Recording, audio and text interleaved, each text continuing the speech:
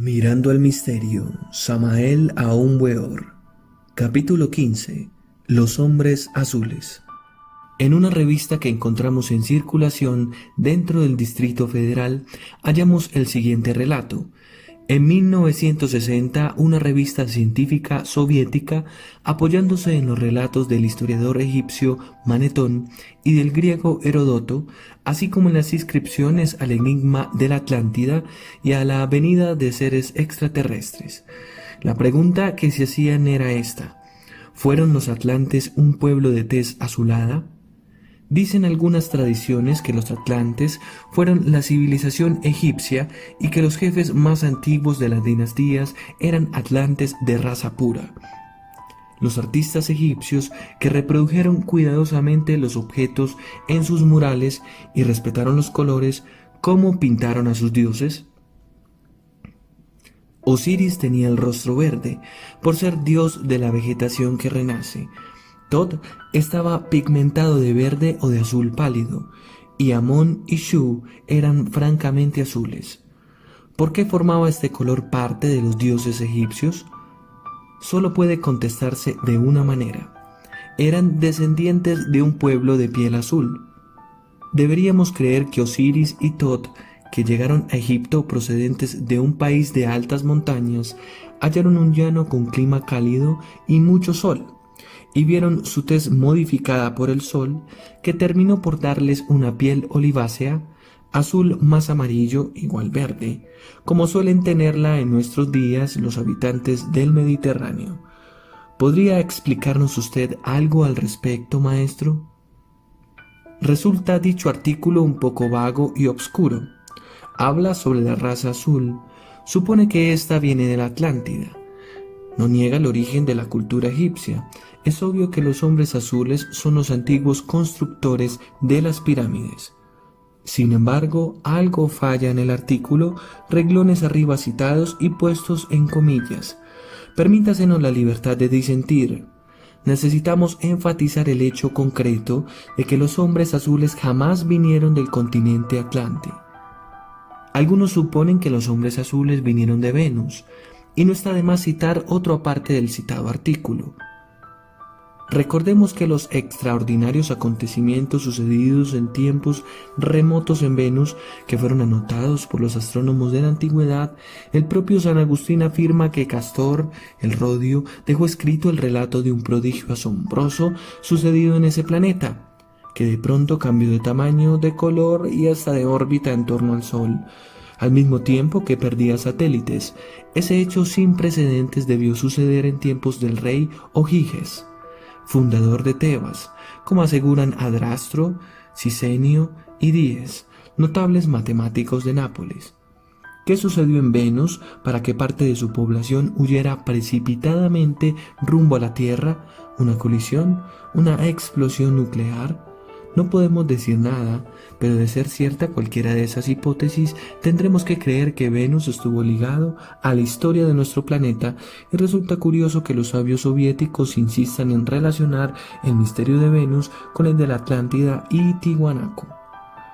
Como usted verá, querido lector, el autor del artículo mencionado, y cuyos apartes fueron transcritos con el propósito de refutarlos, tiene dos opiniones diferentes y ninguna de ellas es verdadera. Aquí en México conocimos el caso de Salvador Villanueva Medina, autor de un libro que titula Yo estuve en el planeta Venus. Conozco personalmente a este hombre y sé que es sincero, no se trata de ningún charlatán o fantaseador. Ha sido rigurosamente examinado por los psiquiatras y los resultados obviamente fueron los de un hombre serio y totalmente equilibrado. Tal caballero escribió para bien de la humanidad, narró a sus semejantes lo que sucedió.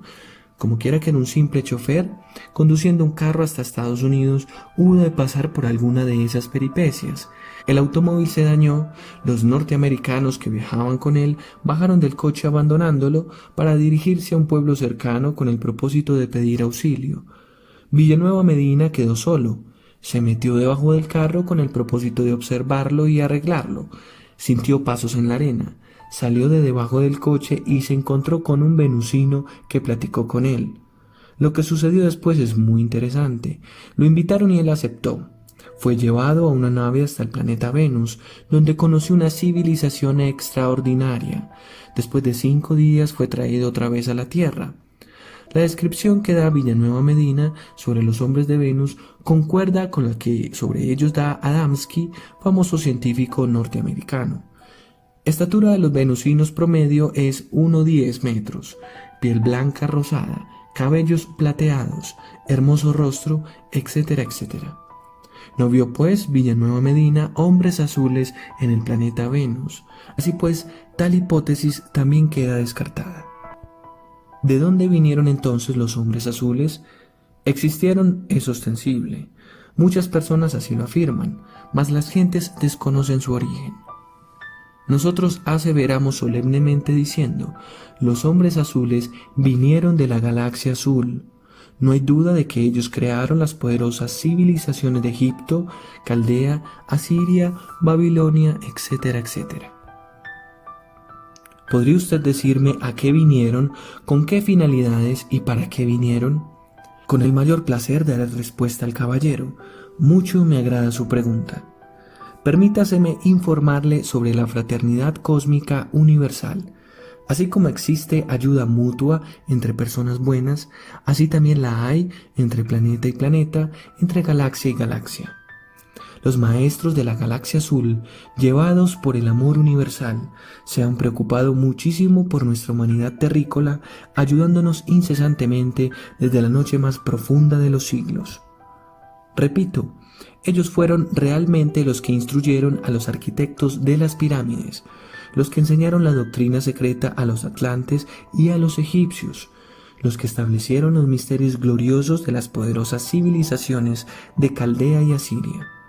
Su labor ha sido maravillosa, formidable. Nos han amado de verdad y todavía nos siguen amando, pues aunque parezca increíble, viven en este afligido mundo con el propósito de ayudarnos en la hora crítica que precede al gran cataclismo. Me sorprende usted con su relato. ¿Podría decirme si viven en este planeta e en qué lugar habitan? La pregunta que la dama hace es, por cierto, bastante interesante y bien vale la pena que le demos una respuesta concreta. Tengo que informarle para su conocimiento que los hombres azules viven en una ciudad subterránea bajo los hielos del Polo Sur. ¿Cómo es posible que puedan subsistir a tan bajas temperaturas? ¿Su organismo es diferente al nuestro? ¿Cómo se las arreglan para vivir? Vamos a contestar las preguntas del caballero. Ruego mayor atención del auditorio. Los organismos de los hombres azules son similares a los nuestros, eso es obvio. Quiero que todos ustedes me entiendan. Los hombres provenientes de la galaxia azul no tienen casa de hielo como los esquimales, ni nada por el estilo. Resultaría absurdo pensar que tales criaturas vivieran entre los témpanos de hielo. Mejor es comprender que ellos poseen una ciudad subterránea, hecha entre las entrañas mismas de la Tierra. Si hay hielos encima de las rocas y de la Tierra en general, no afectan en nada a la ciudad sumergida. El problema climatológico no existe para los hombres azules. Es ostensible que si pudieron conquistar el espacio infinito, poseen adelantos técnicos formidables. No es difícil comprender que ellos han podido crear su propio clima dentro de su misteriosa ciudad. ¿Por qué, habiendo otros lugares dentro de nuestro planeta con mejor clima y vegetación, escogieron un lugar tan inaccesible? Doy respuesta al caballero. Las tierras del Polo Norte y del Polo Sur, hoy cubiertas de hielo después de la pasada glaciación, en otro tiempo tuvieron poderosas civilizaciones, magníficos climas ecuatoriales y espléndidas ciudades. No se extrañe el caballero de lo que afirmo. Esta ciudad subterránea donde ahora viven los hombres azules es antiquísima. Fue hecha antes de la pasada glaciación. Esto significa que tal ciudad tiene muchísimos millones de años de existencia, que deviene de las épocas arcaicas de la Tierra, que siempre fue la morada secreta de los hombres azules. Como quiera que sea, ellos tienen naves cósmicas con las cuales pueden viajar a través del espacio infinito. Es algo palmario y manifiesto el que no sufren por problemas de abastecimiento. ¿Estos hombres azules, maestro, han llegado alguna vez a salir de su ciudad para convivir con los terrícolas? Vamos a responderle a la distinguida dama. Permítaseme decirle, señorita, que en las épocas de Egipto, Asiria y Babilonia, tales hombres fueron recibidos como verdaderos dioses. Desafortunadamente estamos en la edad de hierro, en la época de la degeneración mundial, y por ese motivo ellos rara vez se mezclan con las multitudes. Sin embargo, no está de más afirmar que de cuando en cuando alguno de estos hombres extraordinarios conviven con las gentes. Cierta dama me contó el hecho concreto de que ella había visto a un hombre de tez azul en Buenos Aires, Argentina. Maestro, ¿estos hombres azules tienen alguna misión que cumplir en esta época o en el futuro? Veo que alguien ha hecho la pregunta y es un misionero gnóstico internacional. Es claro que con el mayor gusto daré respuesta. Los hombres azules están auxiliando a la humanidad con procedimientos telepáticos favorables para algunos, y es evidente que dentro de algunos años estos hombres extraordinarios tendrán que lanzarse a la calle públicamente para amonestar a las gentes, para llamarlos al arrepentimiento, para hacerles ver el cataclismo espantoso que se avecina. Maestro, ¿podría usted decirme qué cantidad aproximada de habitantes existen en esa ciudad azul? Bien, distinguido caballero, daré respuesta a su pregunta. Permítaseme decirle que yo no los he contado, pero puedo asegurarle que es una ciudad bastante grande, muy semejante en tamaño a la Ciudad de México, con varios millones de personas y muchas casas y calles y avenidas y amplio campo para guardar sus naves. Más exactamente, no sé qué cantidad de gentes viven ahí, por lo menos no se lo he preguntado al rey de la ciudad. Me asombra mucho que tengan un gobierno monárquico, pero ¿podría usted decirme, dado que ellos son seres iluminados, si el rey que los gobierna es divino? Distinguida señorita, su pregunta es inquietante, me alegra responderle. A su majestad lo conozco y solemnemente le digo que él pertenece a las dinastías solares. Se trata de un auténtico iluminado maestro de perfección, que no necesita de gendarmes ni de soldadesca armada para hacerse obedecer de su pueblo. Todo el mundo lo respeta, pues es terriblemente divino. Maestro, ¿podría decirnos cómo ha hecho usted para ponerse en contacto con dicho monarca? ¿Acaso tiene usted alguna nave cósmica o qué medio ha utilizado para poder llegar a la Ciudad Azul donde habitan estos seres? Amable caballero, voy a responderle con claridad a su anhelo de inquirir e investigar. Existen procedimientos telepáticos. Nadie ignora que mediante la telepatía uno puede ponerse en contacto con personas que viven en distintos lugares del mundo, a unas remotas distancias. Sin embargo, nosotros vamos más lejos todavía en esta cuestión. Tenemos procedimientos secretos, por medio de los cuales podemos transportarnos espiritualmente a cualquier lugar secreto, incluyendo, como es lógico, a la ciudad subterránea de los hombres azules. Yo he visitado tal ciudad, no lo niego, y usted y ustedes también pueden hacerlo. Si conocen nuestros procedimientos, lo interesante es que ingresen a nuestros estudios gnósticos, que estudien nuestros libros, etc. Es claro que al visitar espiritualmente aquella misteriosa ciudad, hube de pedir primero el permiso a su majestad el rey. Sin el permiso de aquel monarca que gobierna la ciudad, no hubiera podido pasearme tranquilamente por las calles maravillosas de aquella misteriosa urbe. ¿Podría explicarnos algo sobre ella? ¿Cómo es y qué tipo de construcción tienen? Es claro, mi estimado señor, que aquella ciudad espléndida, construida ante las entrañas mismas de la tierra, es muy diferente a todas las que conocemos actualmente en este afligido mundo en que vivimos. Un camino serpenteado conduce hasta las puertas de la ciudad. Las calles y avenidas están iluminadas, como es natural, por lámparas maravillosas que hacen de aquella gigantesca caverna algo luminoso y radiante, pues parece aquello un día espléndido. Podría decir que manejan ellos la luz y las tinieblas en forma perfecta. Tienen 70 espléndidas salas distribuidas en los distintos lugares de la ciudad. En tales recintos celebran sus asambleas o realizan sus estudios. ¿Qué clase de estudios hacen estos seres? Es natural, distinguida señorita, que sus estudios son de tipo avanzado. Se trata de ciencia cósmica, elevados asuntos espirituales, naturaleza, etcétera, etcétera.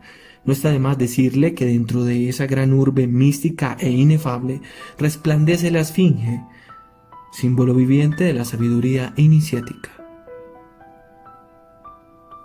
¿Podría decirme cómo se visten y cuál es su medio de transporte dentro de la ciudad? Quiero informarle a usted, buen amigo, que los miembros de aquella raza azul visten ciertamente con elegancia y distinción. Usan hermosas túnicas de estilo antiguo, bellos mantos, sandalias de estilo muy clásico, etc. Van y vienen por las calles de la ciudad a lo largo de las aceras o banquetas. Son de mediana estatura y hermoso continente. Se transportan a pie o en carros distintos a los de nosotros y son propulsados por energía eléctrica.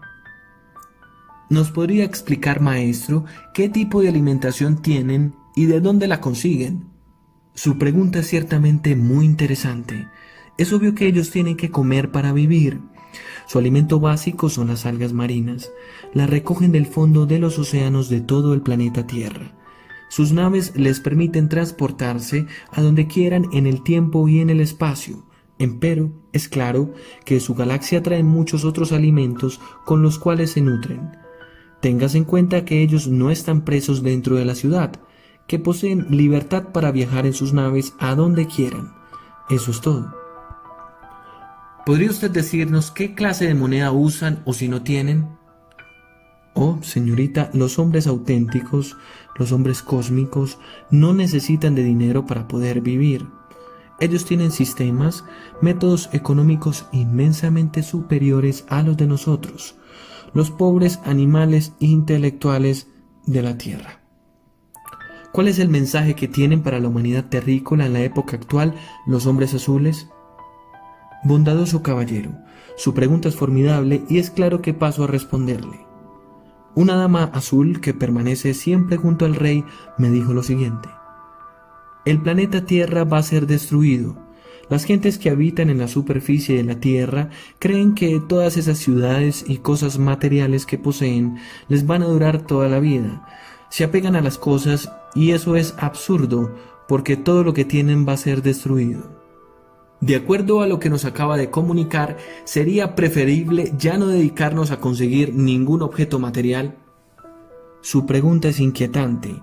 Permítame, buen amigo, decirle que debemos vivir de acuerdo con la ley de la balanza, no revolcarnos entre el lodo de la riqueza, ni tampoco entre el lodo de la miseria.